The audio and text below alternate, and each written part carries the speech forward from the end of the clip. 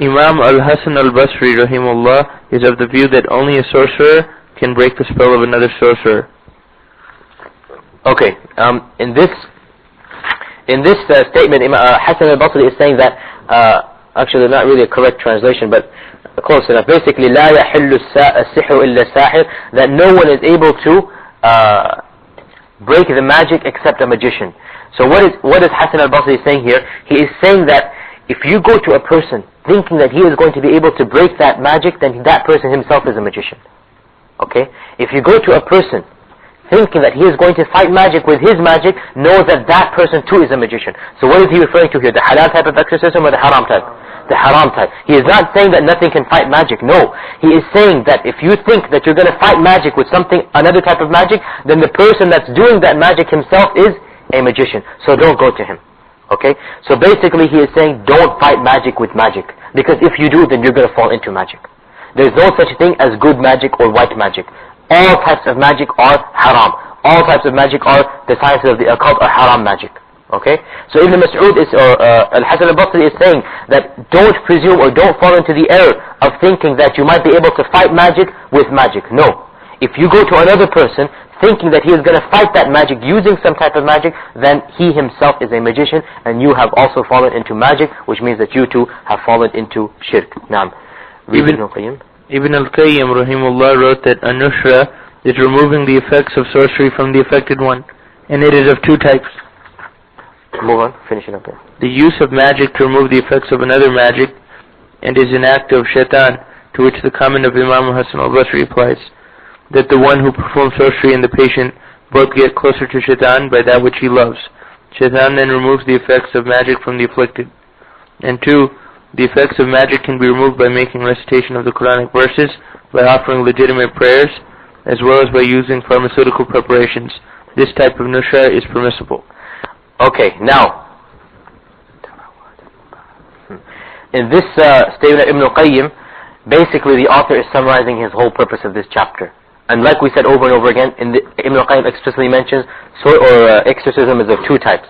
The first one is when you fight magic by itself, with magic, okay? And this is from the acts of shaitan, and this is what Hasan al-Basri is referring to. That nothing can break magic except a magician, okay? So both the doctor and the patient, if you like, both the magician and the one that went to him, both of them are doing acts that shaitan is pleased with, and because shaitan is pleased with this act, then he leaves what he is doing. Like we mentioned the incident of the wife of Ibn Mas'ud. Who remembers the incident of the wife of Ibn Mas'ud? She was wearing an amulet, right? And so Ibn Mas'ud said, how can you wear this amulet? How can you wear this charm? So she said, it had an effect on me. What was the effect? Her eye used to twitch. Her eye used to twitch. When she started wearing this, her eye stopped twitching. What did Ibn Mas'ud interpret that as? He said, when you didn't used to wear this amulet or charm, then shaitan would keep on poking your eye. After you wore it, thinking that this is going to protect you, shaitan was happy at what you did, so he left poking your eye. Because shaitan was happy that you're doing an act of shirk. Remember, what is the goal of shaitan? To misguide you as much as possible. And if you do shirk, you have made him happy. That's it. You made his day, if you like. He has done all that he can do because he has eternally damaged the fire of hell. So if you fall into magic, وَالْعِيَاذُ بِاللَّهِ, shaitan is going to be happy and leave the magic that he is doing. So for example, like a person is afflicted with magic, okay? If you were to go to a magician and ask him to remove that magic, shaitan will be happy because you yourself have fallen into magic. So he is going to leave the magic or the ill effect that he is doing with that person. So that person might actually be exorcised. The jinn might actually leave him. He might actually come back to a normal life. But what was the problem? What was the price that you gave? You yourself had to fall into black magic and shirk. Therefore shaitan is happy with what you have done and has left you. So the proper way to fight magic, like Ibn al-Qayyim said, the second way is that the ruqya. What is ruqya? When you recite the Quran over a person, when you blow قُلْ أَعُوذُ بِالْفَلَقِ قُلْ أَعُوذُ بِالنَّاسِ, you recite Surah Fatiha over a person, the ta'awudhat, you say أَعُوذُ بِاللَّهِ مِنَ الشَّيْطَانِ الرَّجِيمِ, permissible, effects like honey, permissible drugs, permissible du'as also. You make a dua to Allah subhanahu wa ta'ala that the person is cured. Basically halal methods. Halal methods. This is the way that you should fight exorcism. This is the way that you should exercise. This is the way that you should fight magic. The next chapter we don't have time to get into. I was hoping to finish it. It's concerning seeking omens, and it's very important because unfortunately many of us we still have these type of remnants of seeking omens, where when we see something we get some good luck or bad luck from it. Inshallah tomorrow, or not tomorrow but rather Monday and next week, and really we will have to speed up, and there is a possibility that after we finish our fiqh classes of zakah and of fasting, we might do Kittaab Tawheed for both the morning slot and the afternoon slot, because we want to finish this book inshallah. Now, what about this number Muslims use to say Bismillah, 786? The least that can be said about this is that it is an innovation which has no basis in the Sharia. The number 786, the least thing that you can say is that it is an innovation that has no basis in the Sharia.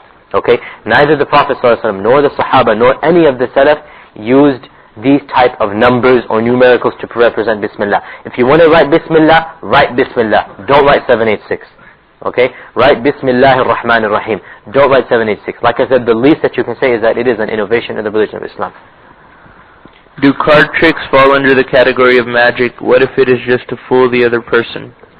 Okay, these tricks that people, they hide things under their sleeves and they bring cards out, or the rabbit in the hat and there's a secret compartment in the hat, or, basically these type of tricks that don't involve calling the jinn.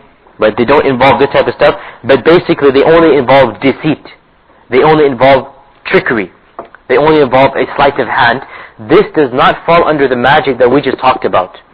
This does not fall under the magic that we're talking about in these Quranic ayat or these hadith or these chapters, okay? But it does fall under another haram aspect, and that is cheating, lying, tricking another person. Okay? So a Muslim should not do even that type of magic. This is not the proper way of the Muslim, that he tries to fool little children and tries to fool people by this. No. Even this type of magic should be avoided, but it does not fall under the shirk type of magic that we talked about in this hadith. Okay? Huh?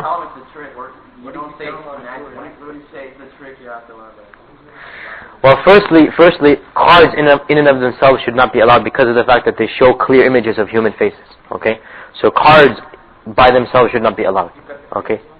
If you cut their faces outside the card? In general, if you're just doing some sleight of hand and you show them it's a sleight of hand and you don't try to fool them, inshallah that's fine. Okay? But if you try to fool them or you presume that you have certain things that they don't have, then you're trying to deceive them, and this is haram. Okay, let's do this here. I wear an Ayatul Kursi on my necklace for good luck and protection from Allah in a basketball game. I already talked about this. We already talked about wearing Ayatul Kursi. Okay? We already talked about wearing these type of amulets and charms. Try to leave them for the end. And I said that it is best to avoid this, because this, if you think that this piece of metal is going to cause you harm or good, then this is a type of shirk. Okay? If you think that wearing an Ayatul Kursi locket or a keychain or something is going to cause you harm or good in and of itself, then this is a type of minor shirk. Okay? It's a type of ta'weed, a type of minor shirk. Because it is Allah subhanahu wa ta'ala who protects you, not a piece of metal. Okay? And I said that even if you don't believe this and you just put it, for example, just for the sake of putting it, right? Even then a person should not put it because he's going to expose it to the restroom. He's going to go in the restroom wearing this thing. Okay? He's going to perhaps be intimate with his wife wearing this thing. I mean, a person should realize that, it's not proper that you wear the Quran on your body. The Quran was not revealed that you wear it on your body. It was revealed that you recite it and you practice it.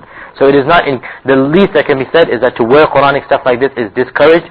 And if you think that it is going to protect you or save you from something, then this is minor or major shirk depending on your intentions.